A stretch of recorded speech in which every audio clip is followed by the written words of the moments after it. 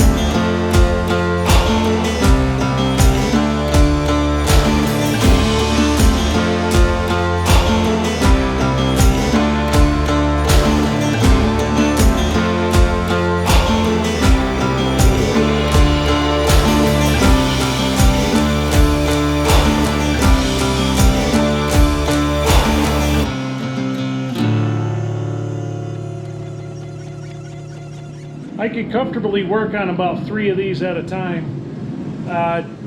If I do any more than that at this point in the game, I kind of start screwing them up. Now I have a bunch already forged out, but I wasn't happy with the way these are, the 1.5-inchers, so those are going to get turned into 1-inchers, and they'll get thrown on the website if they make it that far.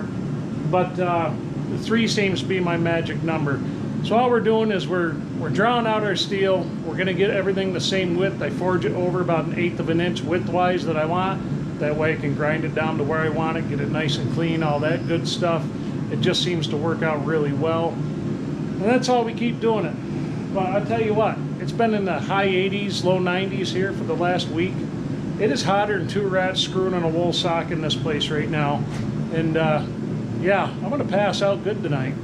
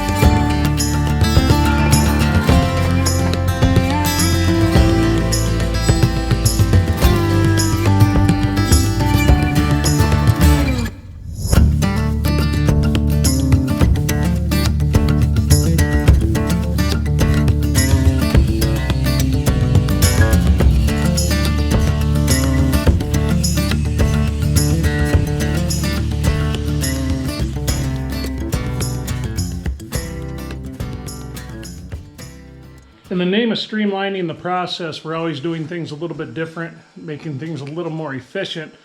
So I'm starting to get a pretty good process down for doing this.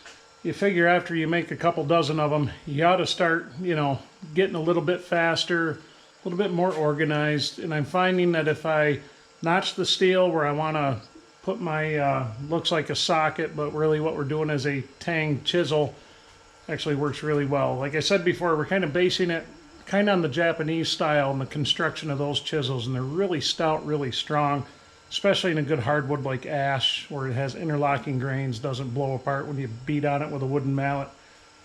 But so as we do this, we've gotten our forging time to this. I can make a few of them in an evening, forge them out, and then we're going to get them slightly above magnetic, get them above critical temperature, and then get them in a drum of perlite so that they can anneal. That way the steel's softer. All the carbon in the steel, they kind of starts to migrate where it should be. And it's kind of a necessary thing if you want your steel to turn out decent when you're done with it. So we're going to keep going.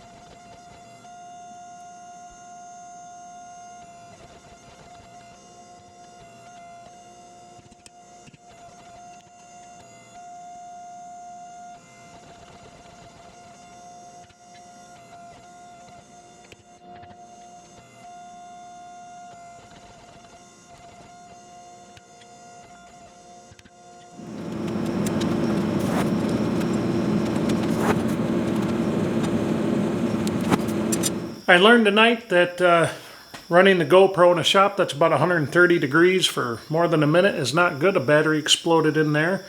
So hopefully all of our footage is all right. I guess I'll find out in editing. I don't even know why I'm telling you this now, because if you're seeing this now, everything edited out just fine. So what we have is we have three 1.5 inch timber framing chisels annealing overnight. We won't touch those again until tomorrow night. Next time out in the shop, I'm going to leave those be for now. We're going to finish forging a draw knife out so I can get that shipped, and we'll do the same process. It'll get annealed, I'll anneal it overnight, and it'll be ready to ship next week. And we're just going to keep going. We're going to keep plugging away. So hopefully, and I say this every video the last couple months when I've been able to put them out, is hopefully we can get more content out again. I'd love to get back to what we used to do. We used to put one out every day. Unfortunately, it's tough to do now, and I know a lot of you are wondering, where are we? How come we're not finishing some of the things some of the projects, like the timber framed addition, stuff like that. Time and money, folks. That's the big thing. And my wife and I were talking about that. Our oldest is turning 16 in a couple of days. He'll be out of the house in a couple of years, and if I know him, he's going to want to be on his own, starting out his life. And good thing for the boy is he's actually planning on going in the trades, which is awesome. So we have land for him pretty much next door if he wants it, and I think he'll take that, but that's neither here nor there. So for us, what would we rather put the money into? Do we want to put it into an addition, make the house bigger, when in a few years we're going to be down to one left, the youngest, and it'll just be us? Or do we want to put the money into my shop, growing this thing out here, traveling, doing things like that? And that's kind of where we've settled at this point. But I'm a man of simple taste. I'm happy with being able to go to the woods and all that. So anyway, hopefully you guys enjoyed this. We'll see how this edits out, and I will catch you on the next one.